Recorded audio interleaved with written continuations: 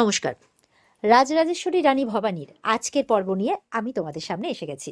তো সবাইকে সবার আগে বাংলা সিরিয়াল সমাচারে অনেক অনেক স্বাগত জানাই।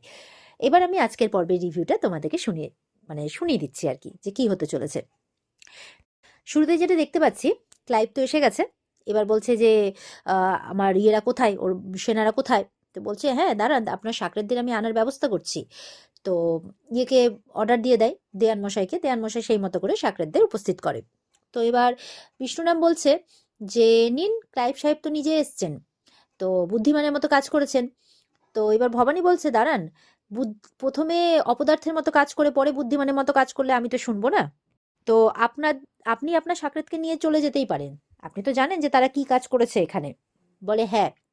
বলছে কিন্তু যাওয়ার আগে, ওদের নিয়ে যাওয়ার আগে একটা শর্ত আছে। শর্ত মিন্স কন্ডিশন। কি শর্ত? বলছে যে আমরা এদেরকে তখনই ছাড়তে পারবো যখন আপনি জোর করে চাপিয়ে দেওয়া কর নাটোরের উপর থেকে মুকুব করবেন। বলে কি? বলে হ্যাঁ। তো সে তো রাজি হচ্ছে না। বলে তাহলে আপনি ওদেরকে মুক্ত করে নিয়ে যেতে চাইছেন না? বেশ, ঠিক আছে। ক্লাইভের সাকরেতরা বলছে যে আমরা তো আপনার কথা শুনে, বলছে চুপ, শাট আপ, একবারে একটাও কথা বলতে বারণ করছে ক্লাইভ। দেয়ান মশাই তো হাসছে। তো এবার বলছে যে ঠিক আছে, তাহলে আমি ছেড়ে দেবো। তো তাহলে আপনি বলুন যে আপনি জোর করে যেই করগুলো চাপিয়ে দিয়েছেন, এই দাবি দাওয়া করে, সেগুলো আপনি পুরো নাটোরের উপর থেকে মুকুব করবেন। সেই সভায় দাঁড়িয়ে বলুন যে কোনো প্রকার দাবি দাওয়া ছাড়া নাটোরের উপর চাপানো সমস্ত খাজনা আমি মুকুব করলাম। ক্লাইভ তো অবাক। ক্লাইভ বলছে আমি যদি এটা রাজি না হই তাহলে কি করবেন আপনি? বলছে তাহলে তো আমি এদের ছাড়তে পারবো না সাহেব, তাহলে আমাকে বাধ্য হয়ে এদেরকে ফাঁসির সাজা শোনাতে হবে। শুনে তো ওরা অবাক। এবার বলছে যে দয়রাম দাদা, এই ফাঁসি যেন হয় হাট বাজারে প্রকাশ্যে। বলছে আমার সকল প্রজাদের সামনে, যাতে ব্রিটিশদের মান সম্মান সব ধুলোয় মিশে যায়। কারণ ভবানী তো জানে না যে শুধু যদি প্রাণে মারার হুমকি দিত ক্লাইভ বলতেই পারে মেরে দিন। ওই জন্য প্রকাশ্যে, যাতে তাদের এই ব্রিটিশদের মান সম্মান নিয়ে প্রশ্ন উঠে যায়। তাহলে তো ক্লাইভ হয়তো একটু বাধ্য হবেই। বলছে আপনি সমস্ত লিমিট ক্রস করে যাচ্ছেন রানী ভবানী, ক্লাইভ বলছে। ভবানী বলছে না না, ভুল করছেন আপনি, সেটা আমি করিনি। আসলে আমি তো সমাধান চাইছি মাত্র। একটু তাড়াতাড়ি ভেবে বলুন, আমার হাতে আবার অত বেশি সময় নেই। তখন ক্লাইভ বলছে আচ্ছা ঠিক আছে, আমি ট্যাক্স মুকুব করলাম। এই নাটোরের উপর থেকে সমস্ত রকমের কর মুকুব করা হইবে, তাই বলছে। শুনে তো দেবী প্রসাদ আর তার বাবার মুখটা নিচু হয়ে যায়। মানে তাদের এক্সট্রা ইনকাম করার পথটাও বন্ধ হলো। ভবানীও তার কথা মতো তাদের ছেড়ে দেয়। তারা যখন খুলে দেওয়া হয়, তখন ক্লাইভকে বলছে এত সহজে সবকিছু মেনে নেবেন? ক্লাইভ বলছে কিচ্ছু মানবো না, আমি এর রিভেঞ্জ নিবই। এবার ভবানী দেখবে যে আমি কি করতে পারি। এখন এখান থেকে চলো, এই বলে ওরা চলে যায়। তো এবার ভবানী বলছে, মানে ও চলে যাওয়ার পর এই দেবীপ্রসাদ যা বলছে, দেবীপ্রসাদ আর ওর বাবা, যে বিষ্ণুরাম বলছে এত সহজে কি ক্লাইভ ছেড়ে দেবে? দেবীপ্রসাদ বলছে না, এত সহজে ছাড়বে না। ভবানী বলছে যে আমি তো দেখতে পাচ্ছি নিজের প্রজাদের থেকেও বেশি বা নাটোরের থেকেও বেশি আপনার মানে ইংরেজদের উপর ভরসা বেশি। তখন দেবীপ্রসাদ বলছে আমি জানি বলেই বলছি, এবার অত্যাচার আরো বাড়বে, নারীদের উপর অত্যাচারও আরো বাড়বে। ভবানী বলছে আমি আছি তো আটকানোর জন্য, আমি একদম প্রহরী হয়ে বসে থাকবো পাহারা দেওয়ার জন্য, দেখি কি করে। এদিকে দেখা যাচ্ছে তারা ধূপ প্রদীপ দিচ্ছে ঘরে। সেই সময় তার বর এসেছে, এসে তার চোখ ধরে নিয়েছে। তো বলছে কে? খুড়িমা। আচ্ছা তুমি কি বলো তো, আমি কাজ করছি। তো তখন ইয়ে বলছে, একদম তারার কাছাকাছি এসে ওর বর বলছে যে স্বামীকে কেউ খুড়িমা ভেবে নিলে কেমন লাগে? তখন তারা ঘুরে বলছে আপনি? বলে হ্যাঁ। তো বলছে যে বাগানে আমি আসলে একজনের পছন্দের ফুল দেখলাম, সেই ফুলটা নিয়ে আমি তড়িঘড়ি করে তার কাছে ছুটে ছুটে চলে এলাম।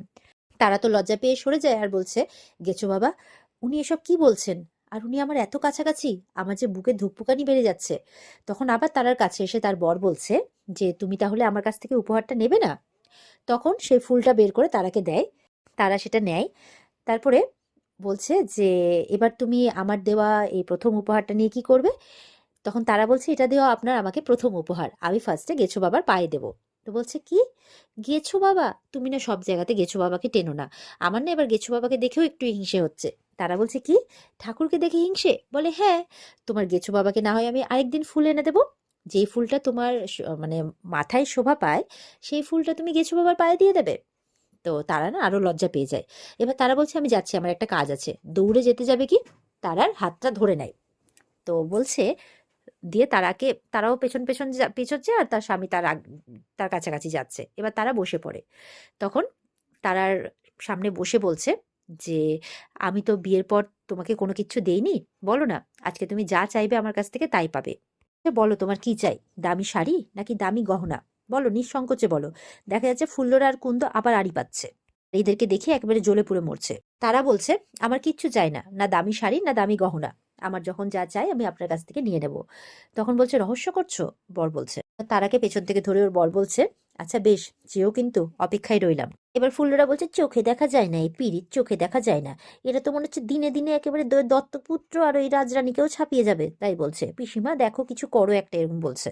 কুন্দ বলছে দিন হোক বা রাত, এর বর যে কি পেয়েছে এর কাছে সবসময়, নিজের বর তো ঝ্যাকঝ্যাক করে, ওই জন্য অন্যের বর যে যদি তার বউকে ভালোবাসে সে আর সহ্য করতে পারে না। কুন্দর হয়েছে সেই জ্বালা। এবার ফোন দিয়ে আসছে, দুজন মিলে মালতীলতার নাম নিয়েছে, বলে চলো তাহলে নাম যখন নিয়েই ফেললাম, এই ভীমরুলের চাকে ঢিল মারি, তারপরে বিষে বিষে একদম এই কি বলবো, এই প্রেম ভালোবাসা নীল হয়ে যাবে। তাই বলছে। এবার চলে গেছে দুটো মিলে মালতীলতার কাছে, বলে মালতীলতা, এই মালতীলতা, এখানে তো তুমি দেখছি মহলের কোনো খবর রাখোই নে, ওদিকে যে কি কাণ্ড হচ্ছে, এই বলে সব বলছে আর কি, যা যা ওরা ঘরের মধ্যে দেখলো দৃশ্য সবটা বলছে মালতীলতাকে। মালতীলতা বলছে কি ভেবেছেন জমিদার মশাই, বিয়ে করা সতীনের সাথে আপনি ওদিকে ফুর্তি করছেন আর আমি অনধিকার চর্চা করছি বলে আমাকে এখানে থাকতে দিয়েছেন, অপমান করে মহল থেকে আমাকে এই কুটিরে থাকতে দিয়েছেন। তাই বলছে। লোরা বলছে তাই তুমি বিশ্বাস করো থাকতে দিয়েছে, আমাদের সাথে এরকম হলে আমরা ভাবতাম তাড়িয়ে দিয়েছে। মালতীলতা বলছে তা আপনারা কি আমার কাটা ঘায়ে নুনের ছিটে দিতে এসছেন? তখন কুন্দ বলছে না না না, ছি ছি, তা করতে পারি, আমরা তো তোমাকে সাবধান করতে এলাম, যদি হাত ফসকে তোমার বাবু বেরিয়ে যায় তখন তুমি কি করবে, মাথার উপর তো এই কুটিরখানাও থাকবে না, এই কুটিরখানা যদি না থাকে তখন তো ফিরে গিয়ে নতুন বাবু ধরতে হবে, তাই না? তো মালতীলতা যেখানে একবার বসে যায় সেখান থেকে আর সরে না।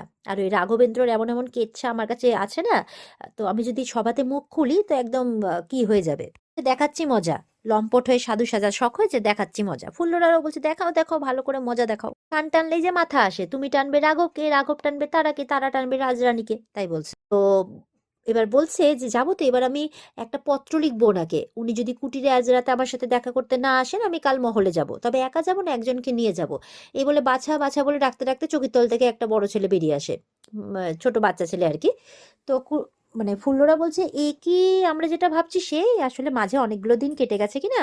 তখন বলছে যে তা কি, কে ও, কি ওর পরিচয়, কালকে যখন মহলে যাব তখনই জেনে নেবেন। তাই বলছে যে মেয়েদের জন্য উনি এত কিছু করেন, বিধবাদের জন্য ওনার এত দরদ, তা দেখবো কালকে কি করে, আমি ওনার কাছে গিয়ে প্রতিকার চাইবো। তাই বলছে। বলছে যে আমার জন্য কিছু করবে না, এটা কখনো হতে পারে? তো বলছে যাও বাচ্চা ওদের পথ দেখিয়ে দাও, এই বলে বাচ্চা ছেলেটা ওই কুন্দদের বাইরে এগিয়ে দিতে যাচ্ছে। আর এখানেই আজকের পর্ব শেষ হয়ে যায়।